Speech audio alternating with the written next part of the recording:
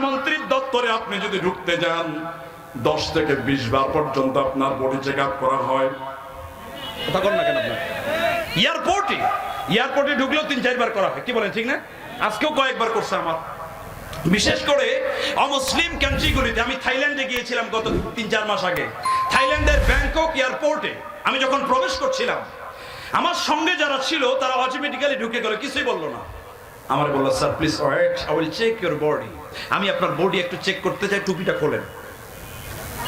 টুপিটা করলাম, আমার বডি চেক আপ করলো। ওরা ভদ্র মানুষ, থাইল্যান্ডের লোক, খুব ভদ্র। বললো, সরি স্যার, আপনার বডি চেক আপের জন্য আমরা ছড়ি। আমি পরে চিন্তা করলাম, কেন এটা হলো এ কারণেই গোটা পৃথিবীতে মিডিয়া সন্ত্রাস আছে। কি সন্ত্রাস? মিডিয়া সন্ত্রাস। গোটা পৃথিবী পরিচালনা করছে ইহুদিরা, খ্রিস্টানেরা, সমস্ত বড় বড় মিডিয়া তাদের। কথা কয় না কেন?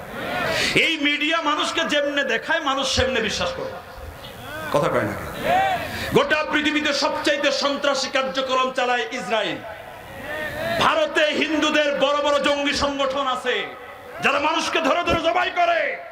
মিডিয়া এগুলি প্রচার করে না, হামলা করে তারা, নাম দেয় মুসলমানদের বড় বড় হুজুরদের। কথা কয় না কেন? গোটা পৃথিবীতে মিডিয়া সন্ত্রাস পরিচালনা করেছে তারা দেখিয়েছে যারা জুব্বা পরে, দাড়ি আছে, টুপি আছে, এদেরকে দেখলে ভয় লাগে না, আবার বম টম বাস্টিং হয়। এটা মিডিয়া সন্ত্রাস। কিন্তু ইসলাম মানুষকে মারতে শিখায় না। কত জোরে কয় না? ভালোবাসা দিয়ে, উদারতা দিয়ে রাসূল ইসলামের বিজয় করিয়েছেন। সুবহানাল্লাহ করবেন না? সুতরাং এই মিডিয়া সন্ত্রাস থেকে মুক্ত হতে হলে আমাদেরকেও মিডিয়া ডেভেলপ করতে হবে। জোরে কোন না, ঠিক না?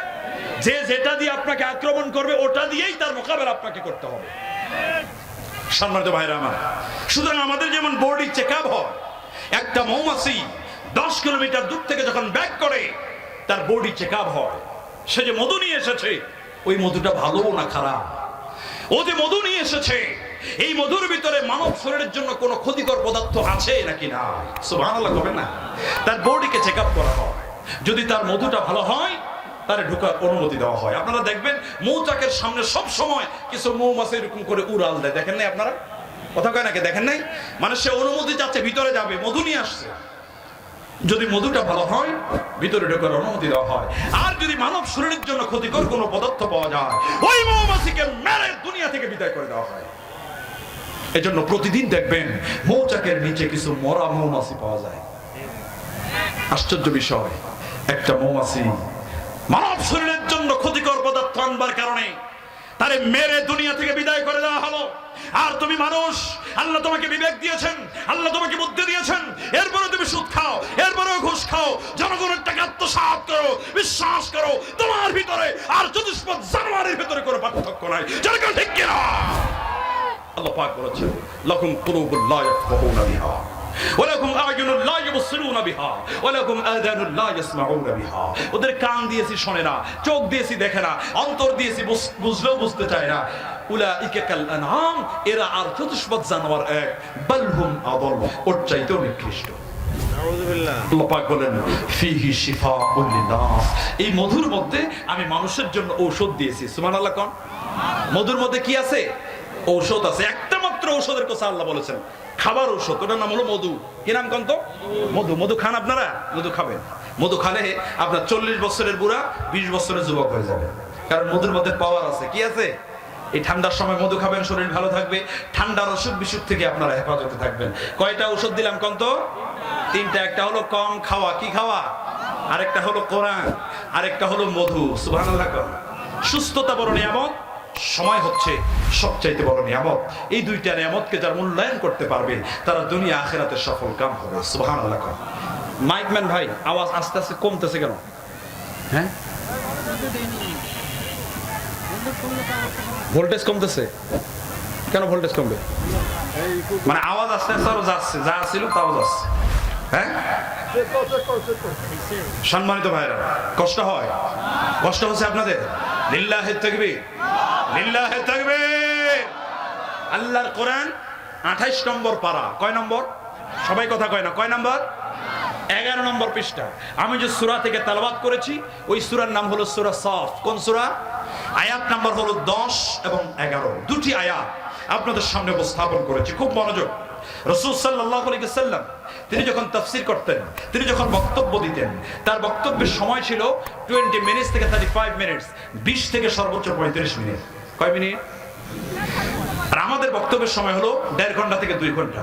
অনেক হুজুর আছে 3 ঘন্টা ওয়াজ করে, এরপরও বলে আজকে সময় পাইলাম না, আগামী দিন বাকিটা বলবো। কথা কয় না? 3 ঘন্টা ওয়াজ করে তারপরে একজনও নামাজি বানাইতে পারে না। কথা কয় না? আপনাদের এখানে ওয়াজ হয় কয় বছর? 25 বছর। হ্যাঁ, বরিশাল সিদ্দিকিয়া কামিল মাদ্রাসায় গেলাম, সেখানে ওয়াজ হয় 124 বছর। কয় বছর? আমি বললাম প্রিন্সিপাল সাহেব, তোমার মাদ্রাসা 124 বছর ওয়াজ হয়, তোমার এলাকায় তো কোনো সুদখোর নাই, তাই না? বলে হুজুর বলেন কি, বাড়ি বাড়ি সুদ চলতেছে। বেনামাজি তো থাকার প্রশ্নই ওঠে না। বলে বলেন কি ভাই, মাত্র 10% মানুষ নামাজ পড়ে।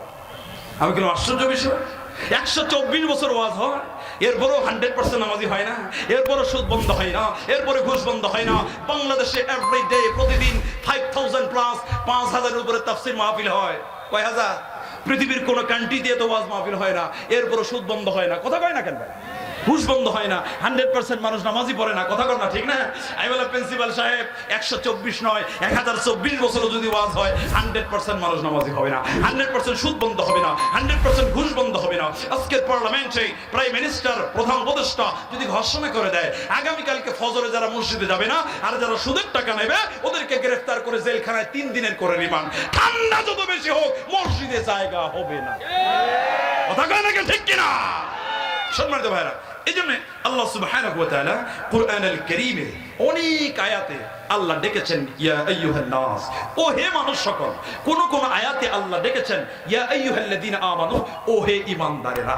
আমি যে আয়াত পড়েছি ওই আয়াতে শুধুমাত্র ঈমানদার যারা, তাদেরকে আল্লাহ আদর করে ডেকেছেন, 2টা কাজের নির্দেশ দিয়েছেন। আপনারা যারা এখানে বসে আছেন, আপনাদের সকলের ঈমান আছে না নাই? সবার নাই না? হিন্দু আছে? তাহলে কই কথা বলতেছে? মানে যারা বলছেন শুধু তাদের আছে, তাই না?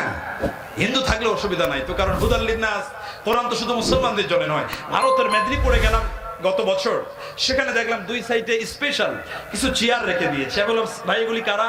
বলে হুজুর এরা হিন্দু। আমি আলহামদুলিল্লাহ, কারণ কোরআন তো শুধু মুসলমানদের জন্য নয়, এটা বিশ্ব মানবতার হেদায়েতের জন্য। কথা কর নাকি, ঠিক না? তো এখানে তো হিন্দু নাই, আছে নাকি? তাহলে ঈমান থাকলে বলবেন আছে, না থাকলে চুপ থাকবেন। আপনারা যারা এখানে সকলে বসে আছেন, সকলের আল্লাহর প্রতি ঈমান আছে নাকি নাই? কোরআনের প্রতি ঈমান আছে না নাই? ঈমান আছে বলেই তো আপনারা বসে আছেন, কি বলেন, ঠিক না? তাহলে ঠিক আয়াতটাই আমি পড়েছি, আল্লাহ আপনাদেরকে ডাক দিচ্ছেন, ও রংপুরের ঈমানদাররা, একটু কানটা খাড়া করে শোনো। আল্লাহ রাব্বুল আলামিন বলেন, ইয়া أيها الذين آمنوا هل أدلكم على تجارة تنجيكم من عذاب أليم جزاكم الله أكبر يا أيها الذين آمنوا ঈমানদারেরা শোনো শোনো, অনেক ব্যবসা তোমরা করেছো, কেউ প্যান্ডেলের ব্যবসা, কেউ মাইকের ব্যবসা, কেউ মুদির দোকানের ব্যবসা, কেউ কাপড় চোপড়ের ব্যবসা, আবার বাংলাদেশে অনেকেই করে ভণ্ড পীর মুরিদের ব্যবসা। আছে না নাই? কত যে বাবা বাংলাদেশে, কেউ বলে খাজা বাবা, কেউ আছে আবার ল্যাংটা বাবা। কথা কয় না, আবশ্যকর কিছু নাই। আমরা ভাই ঘটনা কি বলে, হুজুর আপনি বুঝবেন না, হুজুরের ভিতরে মাল আছে। আমি চিন্তা করি আল্লাহ কোন মাল, তা তো দেখাই যাচ্ছে। খাজা বাবা, ল্যাংটা বাবা, শিকল বাবা, তালা বাবা। এই জন্য আমি বলি বাংলাদেশের মুসলমানরা শুধু বাবা নিয়ে ব্যস্ত, হিন্দুরা মা নিয়ে ব্যস্ত। কথা কয় না কেন? কত যে মুসলমান। একটু পরে আয়াত আসতেছে, কষ্ট হচ্ছে আপনাদের? এগুলো আমি আয়াত দিয়ে বুঝাই দেব আপনাদেরকে। তাফসীরুল কোরআন বিল কোরআন, কোরআন দিয়ে কোরআনের তাফসীর করে দেব ইনশাআল্লাহ। ইনশাআল্লাহ পড়েন। আরো কিছুক্ষণ বললে আপনাদের রাগ হবে নাকি ভাই? অনেক ব্যবসা তোমরা করেছো, আবার এই বাংলাদেশে অনেকেই আছে রাজনীতির ব্যবসা, আছে না নাই? জীবনে কোনোদিন টুপি পরে না, নির্বাচন আসলে মাথা থেকে টুপি খোলেই না। কথা কয় না কে? জীবনেও টুপি পরে না, নির্বাচন আসলে মাথা থেকে টুপি খোলে না। নেতা মঞ্চে বক্তৃতা দিচ্ছে, হঠাৎ আসর আজান হয়ে গেছে। এখন নেতা চিন্তা করে আল্লাহ এখন কি করি, নামাজ যদি না পড়ি পাবলিকে কি করবে, উযু আছে কিনা, আল্লাহু আকবার। এরকম নেতা আছে না? কথা কয় না, আছে না না? তাহলে নেতার টুপি কিন্তু আল্লাহর জন্য না, ওটা মানুষের ভোট পাওয়ার জন্য। কথা কয় না কেন? চাচা তেলের দোকান করে, তেলের মধ্যে ভেজাল দেয়, চাচা মাথায় টুপিও দেয়, দাঁড়িয়ে আছে জুব্বা পরে, সুন্দর চেহারা, চাচারে জিজ্ঞেস করা হলো, চাচা ঘটনা কি? আপনি মাথায় টুপি দিয়া মুখে দাঁড়িয়ে রেখে কেন ভেজাল দেন? তাড়াতাড়ি টুপিটা খোলেন। চাচা পকেট থেকে আরেকটা টুপি বের করে দেখা ভাতিজা, এই যে দেখ, এটা হলো নামাজ পড়া টুপি, এটা হলো তেল বিক্রি করা টুপি। এরকম ধান্দাবাজ বাংলাদেশে আছে না ভাই? অনেক আছে। গতকালকেই আমি দেখলাম ফেসবুকে, কি সুন্দর দাড়ি, এত সুন্দর পাগড়ি, টুপি, দেখলে মনে হচ্ছে বেটা জান্নাত থেকে পালায় আসছে মনে হয়। পরে দেখলাম ঘুষের টাকা নিতে গিয়ে ধরা পড়ছে।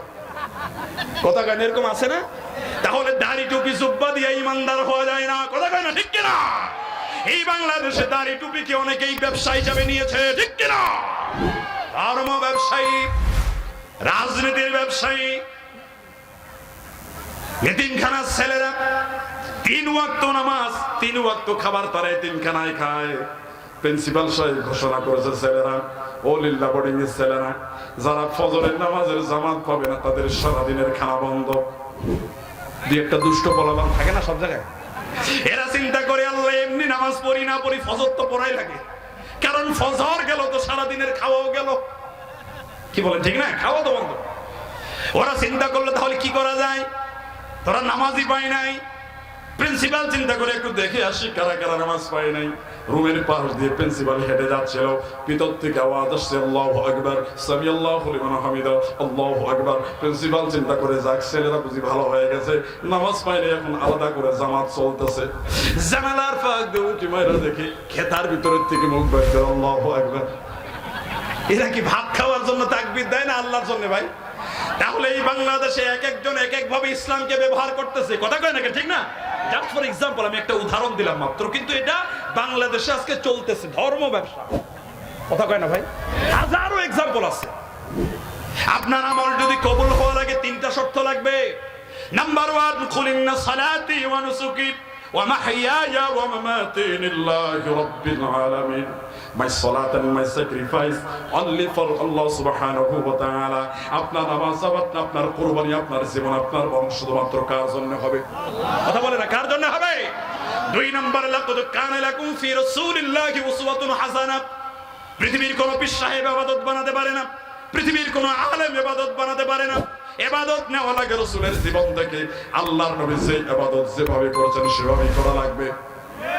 মাগরিবের নামাজ ফরজ কয় রাকাত? নামাজ পড়েন না আপনারা? কোন না কেন, কয় রাকাত? আপনি মনে মনে চিন্তা করেন, আল্লাহ আজকে আমার শরীরটা ভালো, দুপুরে বিরিয়ানি খাইছি, বিকালে ঘুমাইছি, তাহলে 3 রাকাত কেন? আজকে মাগরিব হবে 17 রাকাত। হবে? কোথাও কয় না কেন, হবে? নামাজের চাইতে ভালো কাজ কি দুনিয়াতে আছে? এত ভালো কাজ তারপরেও হবে না, বুঝেন কথা? তার মানে বোঝা গেল আল্লাহ নবী যেই কাজটা যতটুকু যেভাবে করেছেন সেভাবে করার নাম হলো সুন্নাত, ওর থেকে বেশি করার নাম হলো বিদআত, ঠিক কি না? ভালো হইলেও করা যাবে না, কারণ রাসূল করে নাই, কথা কয় না কেন? অনেকে বলে হুজুর কাজটা তো ভালোই, আরে বেটা ভালো হইলে কি হবে, এটা তো রাসূল করে নাই। ইবাদত এটা নির্ধারিত, এটা ফিক্সড, কোন মানুষ ইবাদতকে বাড়াতে পারবে না, কথা কয় না, ঠিক কি না? 3 নম্বর, ইবাদত কবুল হওয়ার জন্য হালাল ইনকাম করতে হবে। হালাল উপার্জন করে ফরজগুলি আদায় করেন, আপনি আল্লাহর ওলি হয়ে যাবেন। আর আপনি হারাম টাকা খান, তাহাজ্জুদের নামাজ পড়েন, আপনি ওলি হতে পারবেন না, হলে শয়তানের ওলি হবেন। আগে ইনকামটাকে হালাল করেন, অল্প ইবাদতই আপনার জন্য যথেষ্ট হয়ে যাবে। সম্মানিত ভাইরা, আল্লাহ পাক এবার ডেকে ডেকে বললেন, শোনো শোনো ও রংপুরের ইমানদারেরা, অনেক ব্যবসা তোমরা করেছো, হাল আদুল্লুকুম আলা তিজারা, আমি আল্লাহ কি তোমাদেরকে একটা ব্যবসার কথা বলবো নাকি? সুবহানাল্লাহ। কার সাথে ব্যবসা? আরে কথা কয় না, কার সাথে? আল্লাহর সাথে ব্যবসা করতে আপনাদের কোনো অসুবিধা আছে? কোন লস হওয়ার সম্ভাবনা আছে? দুর্নীতি করার সম্ভাবনা আছে? আল্লাহ পাক বলেন, ব্যবসা যদি আমার সাথে করতে পারো, তুনজিকুম মিন আযাবিন আলীম, জাহান্নামের যন্ত্রণাদায়ক শাস্তি থেকে তোমরা মুক্তি পেয়ে যাবা। চলেন না এবার আমরা আল্লাহর সাথে একটু ব্যবসা করি। কার সাথে করব? আল্লাহ পাক বলেন কোন জিনিসের ব্যবসা? কোরআন বলছে, তুমিনুনা বিল্লাহি ওয়া রাসূলিহি ওয়া তুজাহিদুনা ফি সাবিলিল্লাহি বিআমওয়ালিকুম ওয়া আনফুসিকুম, যালিকুম খায়রুল লাকুম ইন কুনতুম তা'লামুন। ভালো করে বুঝবেন, এবার বোঝার বিষয়, খুব মনোযোগ, মাথা দিয়ে বোঝা লাগবে। আয়াতের শুরুতে আল্লাহ নসিহা করেছেন, নির্দেশ দিয়েছেন কাদেরকে? ইমানদারদেরকে না কাফেরদেরকে? সবাই কথা কয় না, কাদেরকে? ইমানদারদেরকে আল্লাহ বলছেন তুমিনুনা বিল্লাহি ওয়া রাসূলি, ও ইমানদারেরা তোমরা ঈমান আনো। সুবহানাল্লাহ কবেন না? তাহলে আল্লাহ ঈমান আনতে কাদেরকে বলেছেন, ঈমানদারদের না কাফেরদের? আপনি বলতে পারেন হুজুর ঈমান তো আমার আছেই, আমি 5 ওয়াক্ত সালাত আদায় করি জামাতে, আমি যাকাত দেই, আমি হজ করছি 3 বার। 2017 সালে ইন্ডিয়াতে যখন আমি গেলাম তাফসীর করার জন্য 19 দিনের সফর, মুফতি আমির হামজা আমার বিশ্ববিদ্যালয়ের বন্ধু, 2 জনে মিলে গেলাম ভারতে 19 দিনের সফরে। আমাদের এক ড্রাইভার ছিল, তার বাড়ি হলো বিহার। আমরা ওয়াজে যাই, প্রতিদিন 2টা করে ওয়াজ, নিয়মিত ওয়াজে আমাদের সাথে ড্রাইভার যায়, কিন্তু নামাজ। আমি ওরা ডাকলাম, এই বেটা এদিকে আয়। তুই বেটা বক্তার গাড়ি চালাইস, কথা কয় না, তুই যদি নিজে নামাজ না পড়িস পাবলিকে কি বলবে? তুই কি হিন্দু না মুসলমান? বলে স্যার বলেন কি, আমি তো খাঁটি মুসলমান, আমি দিনে 3 বার গরু খাই, আমার আগাও কাটা। আমি বললাম বেটা আগা কাটে দিয়ে মুসলমান হওয়া যায়? তুমি একটু কালেমা শাহাদা আমার একটু পড়ে শোনাও। বিশ্বাস করেন ওই ড্রাইভার সঠিকভাবে কালেমা শাহাদা আমাকে পড়ে শোনাতে পারে নাই। আল্লাহ পাক ইমানদারদেরকে কেন ঈমান আনতে বললেন আরেকটা আয়াতে আল্লাহ জবাব দিচ্ছেন, সুবহানাল্লাহ কবেন না? আল্লাহ রাব্বুল আলামিন বলেন ওয়া মিনান নাসি মান ইয়াকুলু আমান্না বিল্লাহি ওয়া বিল ইয়াউমিল আখির ওয়া মা হুম বিমুমিনিন।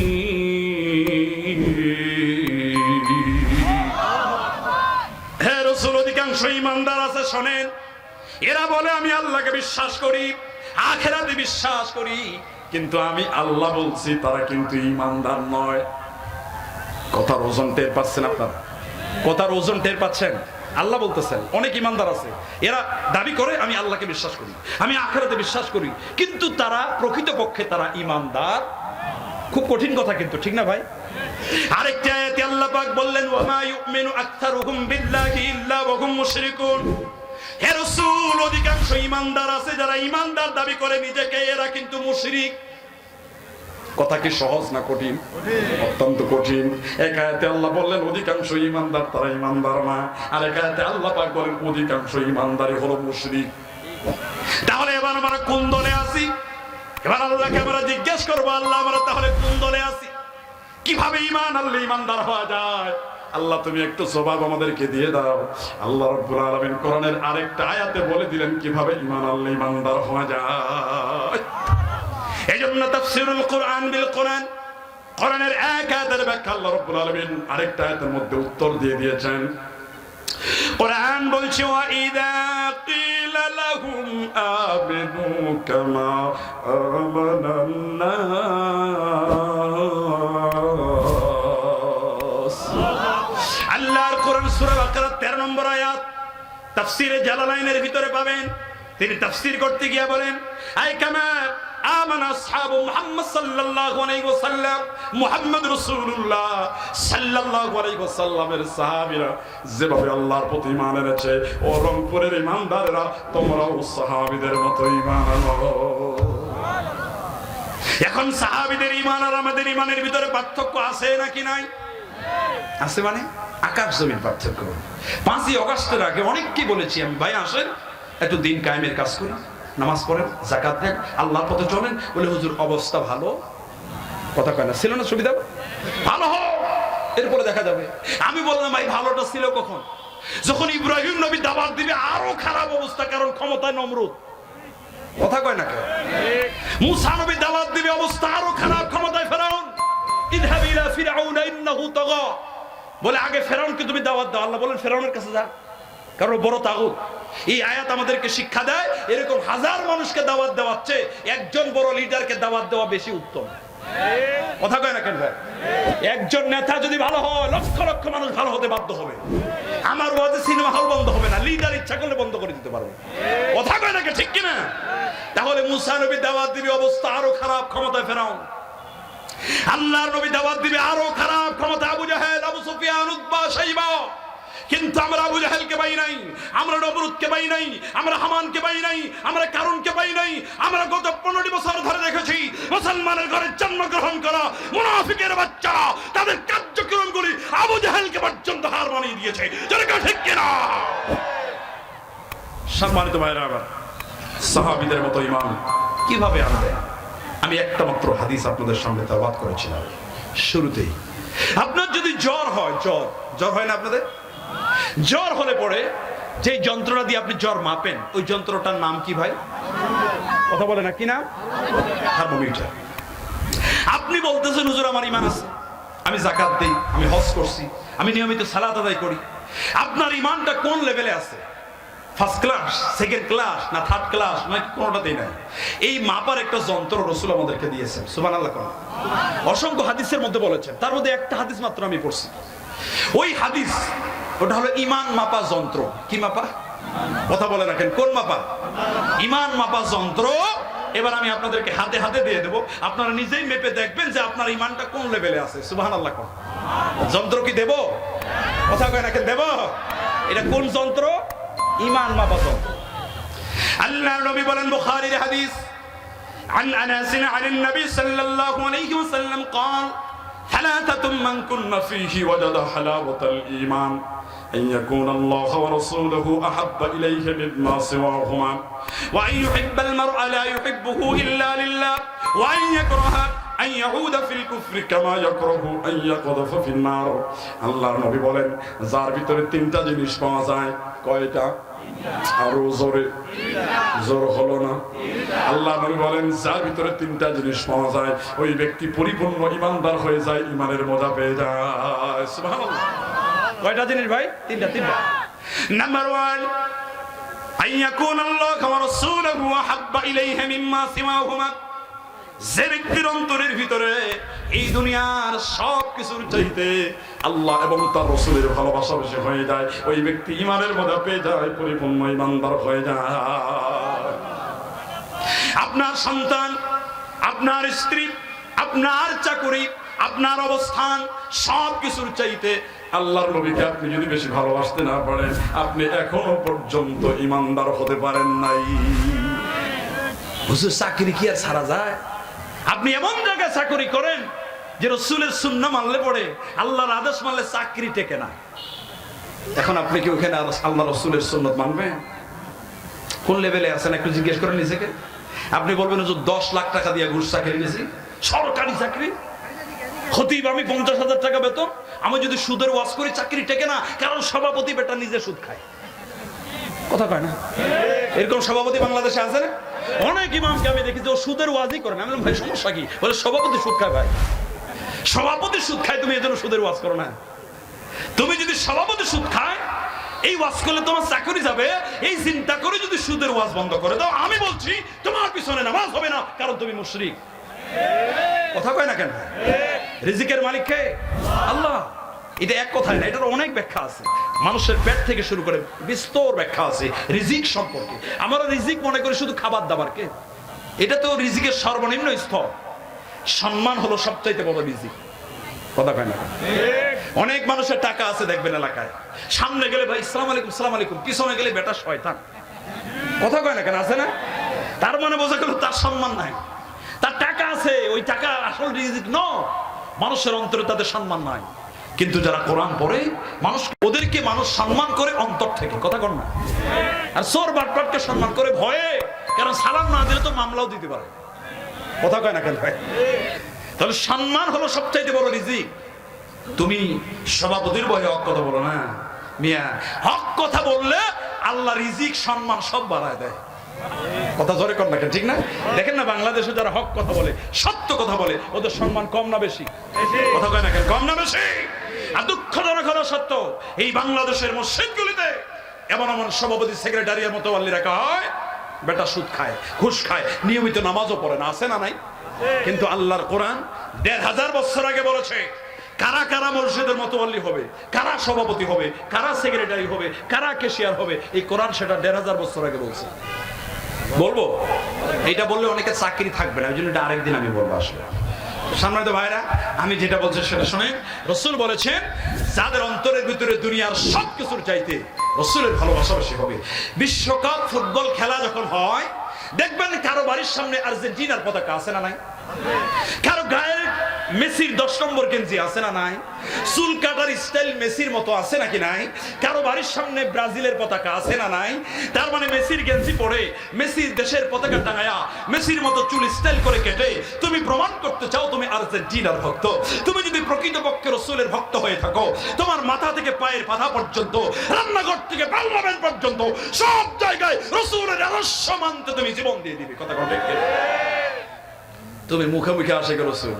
বাংলাদেশে 12 রবিউল আউয়াল যখন আসে, হালুয়া রুটির অভাব, জিলাপির অভাব, কিন্তু জিলাপি খায় যারা বেশি, শিরিনি খায় যারা বেশি, এরা রাসূলের বিপক্ষে কেউ কথা বললে প্রতিবাদ করে না, কারণ করলে তো বিপদ হবে।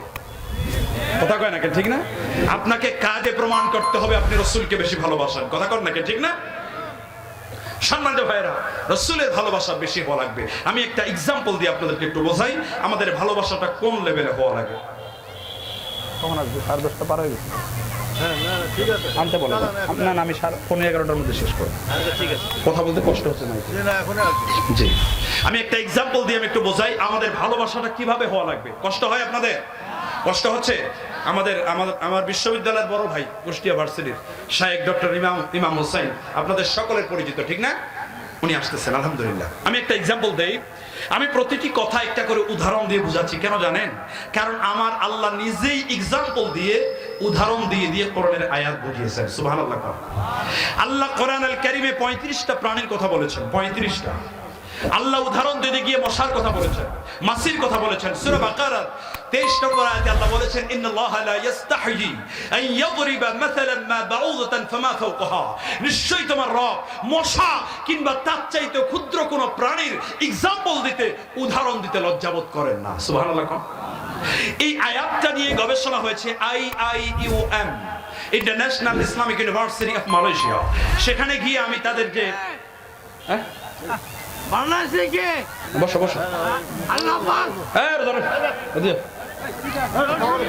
যে আচ্ছা ঠিক আছে, পাগল ঠিক আছে, তার সিরা তো সমস্যা নেই, ওর ওয়াজও আমার কাছে আছে, একটু পরে দিচ্ছি। আল্লাহ মশার কথা ভালো করে শোনেন। IIUM, international Islamic university of মালয়েশিয়াতে গিয়ে আমি তাদের একটা রিসার্চ করলাম এই আয়াতের উপরে। তারা এই আয়াত সম্পর্কে এমন এমন তথ্য উপাত্ত দিয়েছে মশা সম্পর্কে, আপনারা অবাক হয়ে যাবেন। আমি দুই একটি বলে দিই আপনাদের একটু। আল্লাহ আয়াতের মধ্যে মশার কথা বলতে গিয়া বাউদতান শব্দ ব্যবহার করেছেন। বাউদতান মানে হলো মহিলা মশা। কোন মশা? আল্লাহ কিন্তু পুরুষ মশার কথা বলেন, কোরআনে মহিলা মশার কথা বলছেন।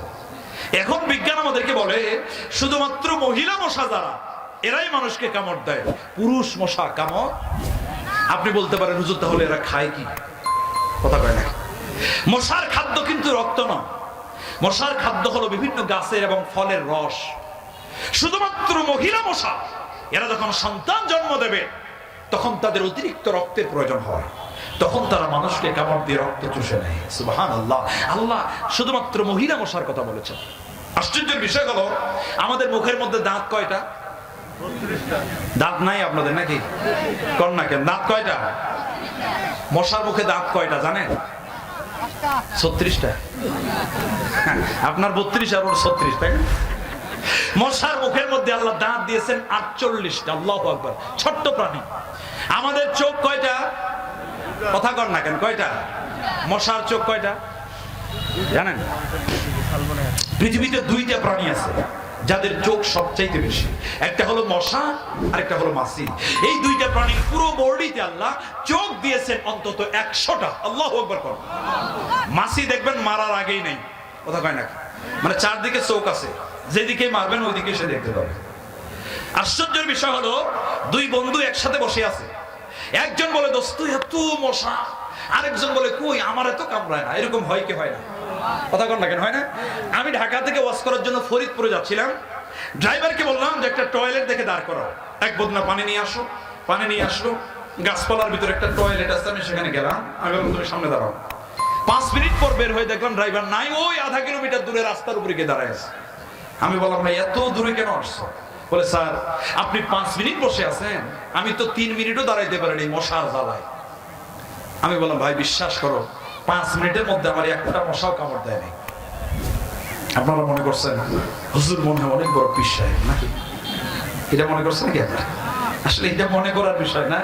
মনে রাখবেন আমাদের জিহ্বার ভিতরে আল্লাহ টেস্ট বার্ড দিয়েছেন, এত বেশি টেস্ট বার্ড দিয়েছেন, একটা মানুষ তার জিহ্বা দিয়ে 10,000 প্রকারের স্বাদ গ্রহণ করতে পারে। কয় হাজার? একই সঙ্গে রুই মাছ, পাবদা মাছ, ইলিশ মাছ। আপনার বন্ধুর বাড়িতে আপনি গেছেন, একটা ইলিশ মাছের টুকরো আপনার মুখের মধ্যে দিয়েছে, আপনার চোখ বেঁধে দিয়ে বলেছে, দোস্ত এটা কিন্তু আমার পুকুরের রুই মাছ, কিন্তু দিয়েছে কোন মাছ? ইলিশ মাছ। তোমার জিহ্বা তোমার ব্রেনকে সিগন্যাল দিয়ে জানিয়ে দেবে তোমার বন্ধু মিথ্যা কথা বলেছে, এটা তো রুই না, এটা চাঁদপুরের খাঁটি ইলিশ। সুবহানাল্লাহ পড়েন। কি আশ্চর্য বিষয়! আমাদের এক একজনের জিহ্বার স্বাদ এক এক রকম। কেউ দেখবেন ইলিশ মাছ বড্ড বেশি পছন্দ করে, আছে না? অনেকে আছে ইলিশ মাছ সহ্য করতে পারে না। অনেকে শুটকি ভর্তা হলে 3 প্লেট ভাত খায়, আর আমি শুটকি দেখলে ওখানে ভাতে খাই না। এটা হচ্ছে এক একজনের জিহ্বার স্বাদ এক এক রকম। কথা কয় না? আপনি যখন ডাক্তারের কাছে যান, আপনার আপনি বলবেন, স্যার আমার হার্ট অ্যাটাক, আমার ব্লাড প্রেশার, ডায়াবেটিস। আপনার ডাক্তার সরাসরি ওষুধ দেয় না, আগে আপনার চেক আপ দেয় না? রক্ত দেয়, আমি যাবি যা আছে সব দেয়, যা লাগে তাও দেয়, যা লাগে না তাও দেয়। কথা কর না? ব্যবসা তো রমরমাট চলতেছে। চেক আপ দেয়, চেক আপ করলে, রক্ত পরীক্ষা করলে আপনাদের কাছে কি টাকা নেয় না ফ্রি ফ্রি করে? আল্লাহ, রংপুরেও টাকা নেয়? আমি তো মনে করছি এক্ষেত্রে টাকা পয়সা নেয় না, সব ফ্রি। আচ্ছা হোক, টাকা তো নেবেই, কারণ ওই মেশিনে তো দাম আছে, 10 লাখ, 20 লাখ, 30 লাখ, 1 কোটি পর্যন্ত দাম আছে, টাকা নেবে। ওই ব্লাড মেশিন যেটা পরীক্ষা করা হয় তার দাম আছে। মশা আমাকে কামড় না দিয়ে ড্রাইভারকে কেন কামড় দেবে? বিষয়টা হচ্ছে, এক একটা মশার জিহ্বার মধ্যে আল্লাহ এক এক রকম টেস্ট বার্ড দিয়েছে, এক একটা মশার জিহ্বার স্বাদ এক এক রকম। আশ্চর্যের বিষয় হলো, যেই মেশিনটা আপনি 1 কোটি টাকা দিয়ে কিনেছেন রক্ত পরিমাপ করবার জন্য, ওই মেশিনটা আল্লাহ অটোমেটিক্যালি মশার বডির ভিতরে সেট আপ করে দিয়েছেন। সুবহানাল্লাহ। মশা মানুষের বডিতে পড়ার ন্যানো সেকেন্ডের ভিতরে টের পায় এই লোকটার রক্তে এ পজিটিভ, ডি পজিটিভ নাকি ও নেগেটিভ। হুল ঢুকার আগেই টের পায়। ওই মশাগুলিও আমার বডিতে পড়ছিল, ওরা পড়ার পরে টের পাইছে হুজুরের রক্ত এ পজিটিভ। আমরা যারা আছি একজনও খাই না, পাশে গিয়ে দেখে ড্রাইভার দাঁড়ায় আছে, ওর শরীরে পড়ছে দেখে বি পজিটিভ, সব একসাথে হামলা করছে। মানে ওরা সব বি পজিটিভের ভালো।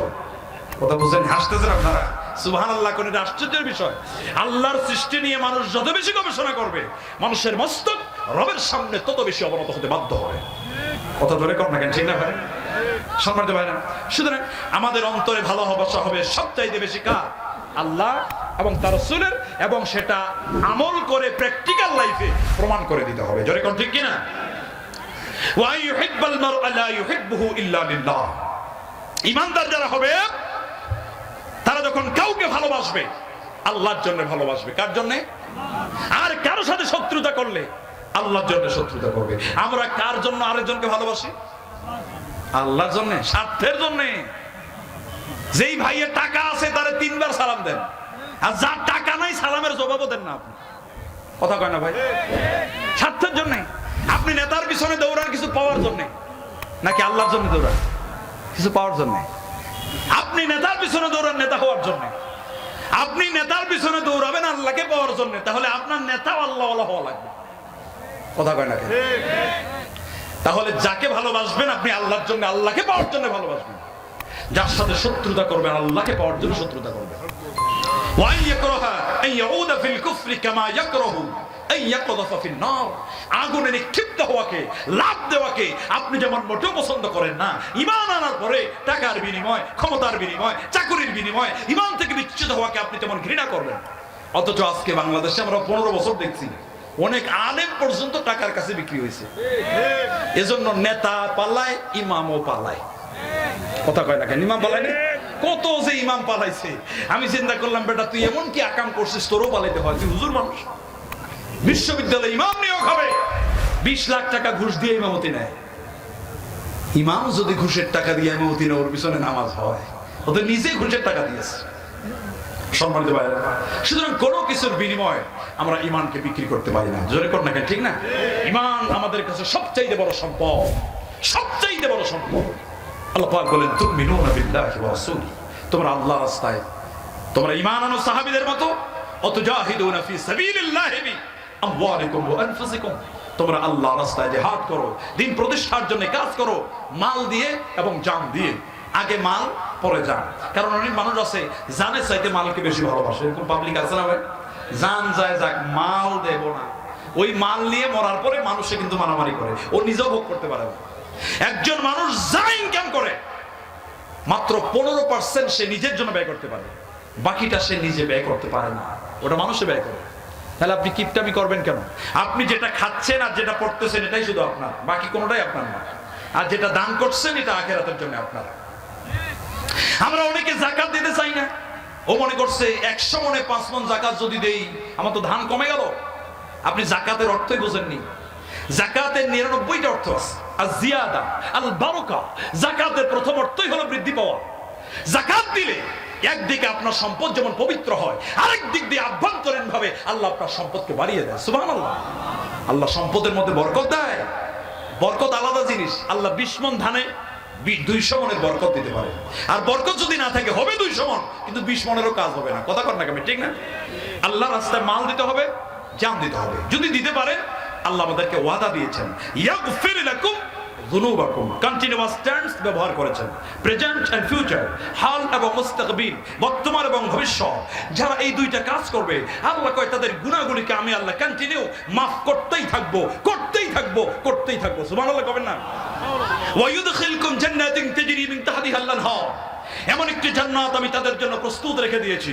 মাথালুল জান্নাতিল্লাতী ওয়াইদাল মুত্তাকুন ফিহা আনহারুম মিন মাইন গায়রি আসিন ওয়া আনহারুম মিন লাবানিন লাম ইয়াতাগায়্যার তা'আমুহু ওয়া আনহারুম মিন খামরিন লাযযাতিন লিশারিবিন, যে জান্নাতের তলদেশে মধুর নদী, শরাবের নদী, স্বচ্ছ পানির নদী, দুধের নদী। এগুলি কি গাল গল্প না কোরআন? কোরআন বলছে চূড়ান্ত পুরস্কার আমি তোমাদেরকে দেব। ওয়া উখরা তুহিব্বুনাহা, যেটা তোমরা বড্ড ভালোবাসো। সেটা কি? সেটা হলো নাসরুম মিনাল্লাহ ওয়া ফাতহুন করিব, আল্লাহর সাহায্য এবং চূড়ান্ত বিজয়। সুবহানাল্লাহ কবেন না? তাহলে আমরা যদি বিজয় অর্জন করতে চাই আমাদের ঈমানকে ঠিক করতে হবে। জোরে কোন ঠিক না? আমাদের ঈমানকে সাহাবীদের মতো করতে হবে এবং জান এবং মাল দিয়ে আল্লাহর রাস্তায় ঝাঁপিয়ে পড়তে হবে। অবশ্যই আজও আল্লাহ বদরের মতো ফেরেশতা পাঠিয়ে আমাদেরকে সাহায্য করবে। আল্লাহ সেই যোগ্যতা, সেই অ্যাবিলিটি, সেই তৌফিক আমাদের সকলকে দান করুন। আমরা বলি আমিন। আর একটু জোরে বলেন আমিন। সম্মানিত ভাইরা, প্রায় 2 ঘন্টার মতো কথা আপনারা আমার কাছ থেকে শুনলেন। খুব কষ্ট হয়ে গেছে, তাই না? আমি ছোট মানুষ, এলেম নাই কালাম নাই, অনেক কষ্ট করে কথা বলেছি। যদি ভুল হয় আল্লাহ যেন আমাদের স্মৃতি থেকে মিটিয়ে দেন। ভালো কথা যেগুলি বলেছি, যে শিক্ষা দেওয়ার চেষ্টা করেছি, এই শিক্ষা নিয়ে আল্লাহ আমাদের বাস্তব জীবনে আমরা যেন আমল করতে পারি, সেই যোগ্যতা, সেই অ্যাবিলিটি আল্লাহ আমাদেরকে দান করুন। আজকের এই মাহফিলকে আল্লাহ যেন কবুল করেন। যারা পরিশ্রম করেছে, টাকা দিয়েছে, শ্রম দিয়েছে, আল্লাহ সকলকে কবুল করেন। আমিন। সুবহানাকাল্লাহুম্মা ওয়া বিহামদিকা আশহাদু আল্লা ইলাহা ইল্লা আনতা আস্তাগফিরুকা ওয়া আতুবু ইলাইক।